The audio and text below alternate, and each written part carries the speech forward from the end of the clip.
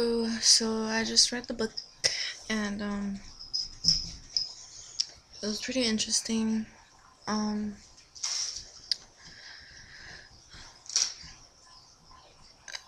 I think that they didn't really hack, or the word hacktivism, they didn't do that. I think it was art because they just copied the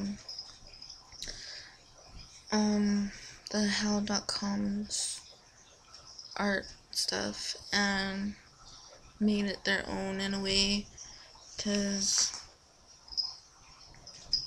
they put it in their their website, and basically it's just showing other people art for free, and that's the way it should be. Like um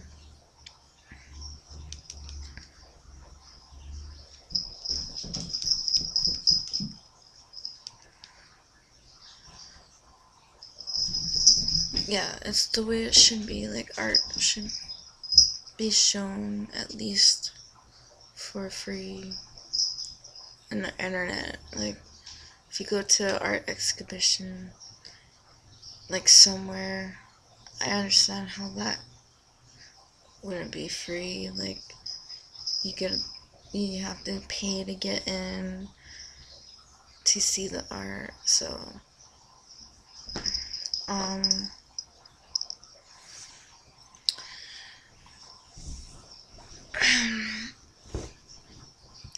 yeah.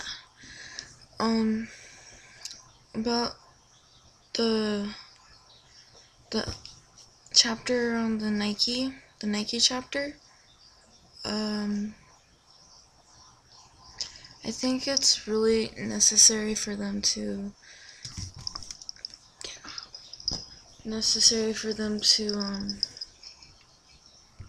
do very risky projects, because they need to get their point across, and to do so they they have to do their projects in a more risky, rebel kind of way to get their point across in um a massive, like almost offensive way, in order to influence people in a more different kind of level. Um, it's art. I think it's art because many types of art influences people in different ways. Like music influences people, and paintings, the way the artist paints something influences the person and what they think about the art. And even franco are just influencing people by their own way of doing their art in a more radical, more persuasive, more like feeling way.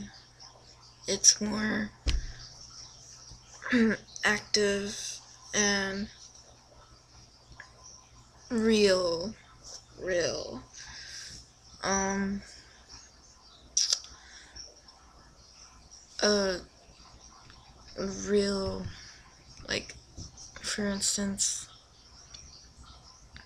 like the avatars. Some people,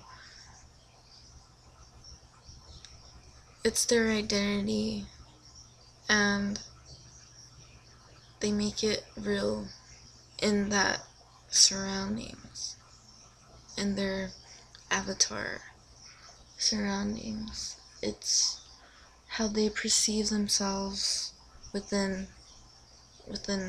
themselves. Like, avatars could be portraits, so they could be like how you see me. Like, my avatar could look like me right now, or they could be different. Like I could be half robot, whatever, because I see myself as strong, I don't know, or half cheetah, because I love cheetahs. Like, you could do avatar anyway. Like, it's your self-identity, and by virtualizing your self-identity, you could show people who you really perceive yourself in your own way. And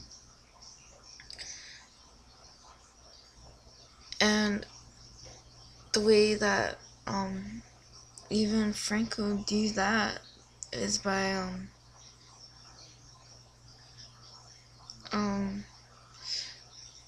making art in their virtual world that other artists have done before in the real world, and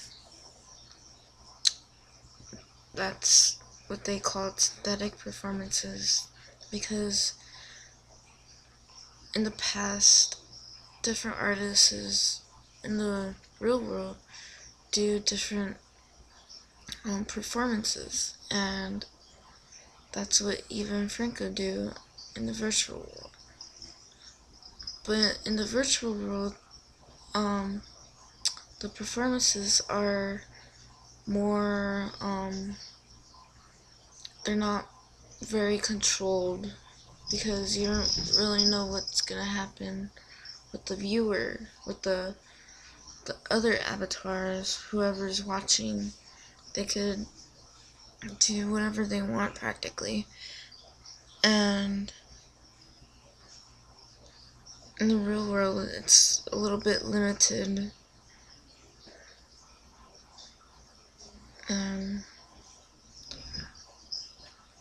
Yeah.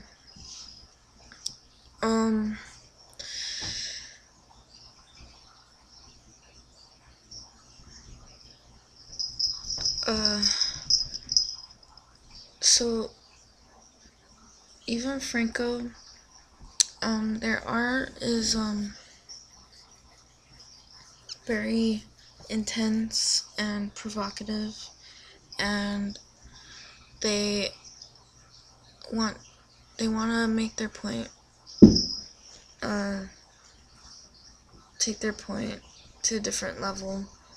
Like, they want to influence the viewer in a more emotional, they want to get to their emotions, and that's why they do like extraordinary things, because they want to influence other people in a different way,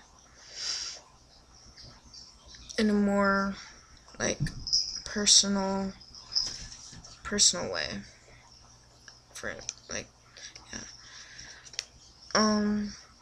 Flogging a dead horse, it's a Sex Pistols album, but they refer to that as like the way they sometimes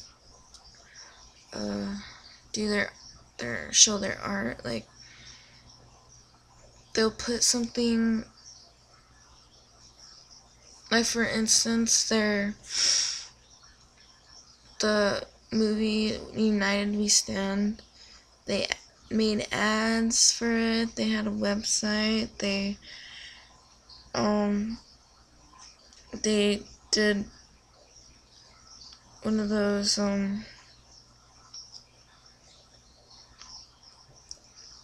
They